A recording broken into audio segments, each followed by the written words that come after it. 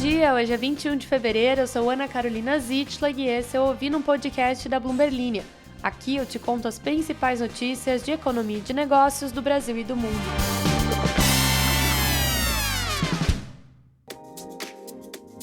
Bom dia, ouvintes! Hoje é quarta-feira, mais uma quarta-feira, o tempo voa quando a gente está se divertindo, chegando, e por aqui temos algumas notícias importantes aí para você anotar no seu caderninho. A primeira é que o mercado global de M&As, ou como alguns ouvintes gostam de chamar eminens, tem início de ano aquecido e negócios somam 425 bilhões de dólares. Te explico o que são M&As, não são vários eminens. Também vamos falar sobre como a Universal Music pagou 240 milhões de dólares para acessar os acervos do John Legend e do The Weeknd. Notícias musicais para os nossos amantes de pop. E, por fim, vamos falar sobre como a BHP registrou lucro estável e elevou a provisão para cobrir os danos do acidente da Samarco. Se você quer ficar por dentro de todas as notícias, não esqueça de seguir a Bloomberg Linha em todas as redes sociais, de acessar o canal no WhatsApp, que está na descrição aqui do podcast, e também de se inscrever aqui no podcast para ficar por dentro de todas as notícias. Vamos lá! Os Estados Unidos têm liderado uma retomada no mercado global de fusões e aquisições, os famosos M&As, na sigla em inglês, que muitos negociadores esperavam que poderia ocorrer só mais para frente no ano. Entre as últimas grandes transações do país, está a oferta de 35 bilhões de dólares da Capital One Financial para comprar a Discover Financial Services. Em outras operações, a Trust Financial acertou a venda do seu negócio de corretagem de seguros para um grupo de investidores em um acordo que estabelece o valor em 15,5 bilhões de dólares para o ativo, enquanto o Walmart concordou em adquirir a fabricante de Smart TVs Vizio por cerca de 2,3 bilhões de dólares. Mas o que é que todas essas cifras e dólares têm a ver com o nosso dia a dia? É que esses negócios recentes elevaram o valor dos acordos anunciados globalmente este ano para aproximadamente 425 bilhões de dólares, um número 55% acima do mesmo período de 2023. Essa é uma boa notícia para os negociadores que trabalham para deixar para trás 2 anos consecutivos de queda nos valores de negócios de M&As, das fusões e aquisições. O fim do ciclo de aumento de juros cria mais certeza em torno dos negócios, fim do aumento do ciclo de juros lá nos Estados Unidos, enquanto os ganhos nos mercados de ações fornecem aos compradores uma força financeira extra para realizar aquisições. Mais da metade dos 10 maiores negócios anunciados este ano são financiados, ao menos em parte, por ações. As tensões geopolíticas em curso e os temores persistentes de recessão significam que banqueiros e advogados têm permanecido cautelosos em falar em uma recuperação das fusões e aquisições. Executivos sêniores em Wall Street apontam que o segundo semestre de 2024 é o ponto de partida mais provável para uma recuperação significativa. Mas diversos negócios avaliados em mais de 10 bilhões de dólares já foram realizados este ano em setores variados, e os Estados Unidos estão liderando os países com mais negociações. O Universal Music Group decidiu comprar uma participação minoritária na Chord, uma empresa que possui mais de 60 mil músicas, incluindo as de artistas como The Weeknd, John Legend e Lorde. E agora eu me pergunto por que a Lorde não estava no título dessa notícia. Que grande absurdo. Vou entrar aqui no publicador e, contra a vontade dos editores, eu vou mudar esse título. Mentira, eu não vou fazer isso, senão eles me matam. A Universal vai pagar 240 milhões de dólares por uma participação de 25% no negócio, conforme informado em um comunicado nesta terça-feira, se unindo a um consórcio de proprietários que inclui a Dundee Partners, empresa de investimento da família Handel. A gigante de private equity KKR vai vender a sua participação na Chord para a Universal e a Dundee em um acordo que avalia o valor total da empresa em cerca de 1,8 bilhão de dólares, incluindo dívidas. Achei pouco, considerando o catálogo de músicas da Lorde. A Chord vai fornecer à Universal uma oportunidade de investir em catálogos musicais sem ser a proprietária principal. A Universal já é uma das maiores gravadoras de música do mundo, trabalhando com milhões de gravações e canções de artistas como Bob Dylan, Ariana Grande e ABBA. O valor dos catálogos musicais disparou ao longo da última década, devido ao crescimento dos serviços de streaming pagos e às baixas taxas de juros. A Universal adquiriu todo o catálogo das músicas do Bob Dylan, por exemplo, em 2020.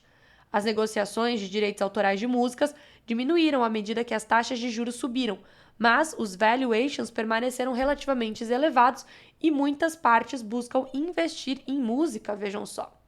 A KKR e a Dundee criaram um acorde como uma holding para os seus investimentos em direitos autorais musicais. Em 2021, elas pagaram 1,1 bilhão de dólares por um catálogo de músicas administrado pela distribuidora independente Cobalt Capital, que representa a maior parte das participações da acorde.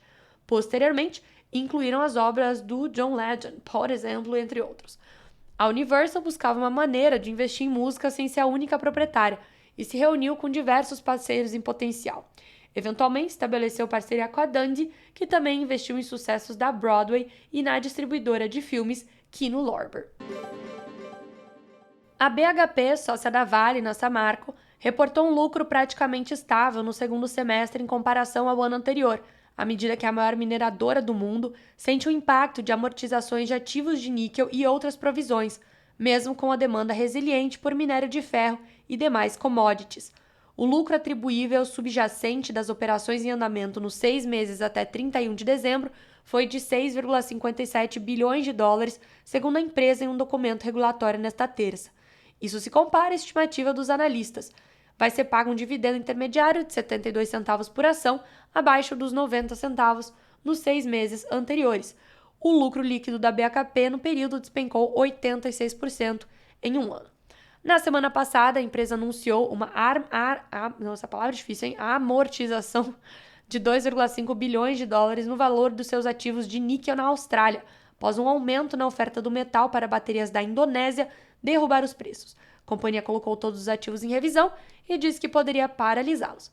A empresa, e olhe só, porque isso importa para o Brasil, também disse que quase dobrou a provisão destinada a cobrir danos recentes do rompimento da barragem da Samarco em 2015 para 6,5 bilhões de dólares.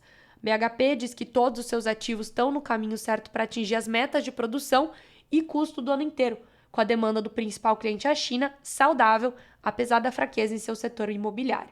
A oscilação na demanda pelas commodities tem afetado os ganhos da BHP, uma tendência que começou durante a pandemia e continuou devido à perspectiva deteriorada para a economia da China e, particularmente, seus setores de construção e imobiliário intensos em metais. Hoje tivemos um episódio mais curtinho. Se você tiver dúvidas em relação ao tema ou quiser fazer uma sugestão aí de assuntos para a gente conversar aqui no podcast, é só você acessar a caixinha de comentários que fica embaixo do publicador. E como, por exemplo, o Leandro diz que: olá, Ana, o nome do meu cachorro é Zeke, ou Zeke, e ele tem um moicano. E eu gostaria muito de ver uma foto disso. Infelizmente, o publicador ainda não permite esse tipo de interação. Segundo o Leandro, ele ouve notícias sobre o mercado quando ouve a voz da narração deste podcast todo dia de manhã. Ah, que bonitinho. Adorei o Zeke e o seu moicano. Manda uma foto pra mim. E aí, em alguma rede social. O Galo Colorado, um nome mega isento, também ontem nós conversamos sobre a compra, a parceria, aliás, do iFood com a Daqui, uma empresa de entrega de supermercados, e eu fiz o questionamento aí se a sua cidade tinha iFood, pra gente medir o tamanho dela. E aí ele falou que tem um critério melhor, que é ter entrega do Zé Delivery, para definir o tamanho da cidade. Zé Delivery é uma empresa da Ambev que entrega bebidas. A Tatiara Catiúcia diz que bem descontraído e leve, amei. A Andressa batendo palmas aí para a BH, como capital mineira, enfim, sendo incluída em um novo projeto, já que a Daqui e o iFood vão estrear essa nova parceria de entregas de itens de supermercado em São Paulo e em BH. E o Lucas apontando aí os erros da produção, né? Dizendo que o episódio de ontem saiu um pouco mais tarde.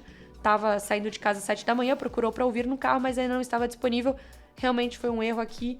Eu deixei em rascunho em vez de dar o famoso programar o episódio para ser publicado no horário certo.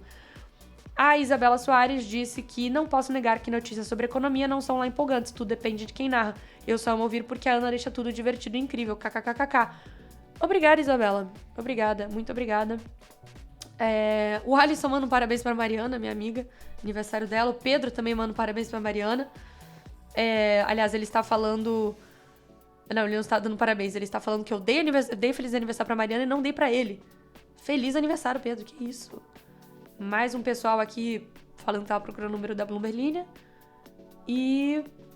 que mais? É isso mesmo, gente. É isso mesmo. O Alzord também disse: aqui em Montemor temos um Subway no centro que fechou por um tempo por falta de clientes.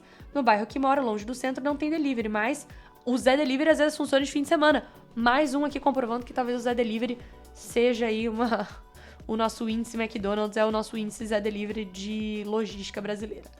Olha, se alguém criar isso aí e não botar o meu nome nos créditos, eu vou ficar brava, hein?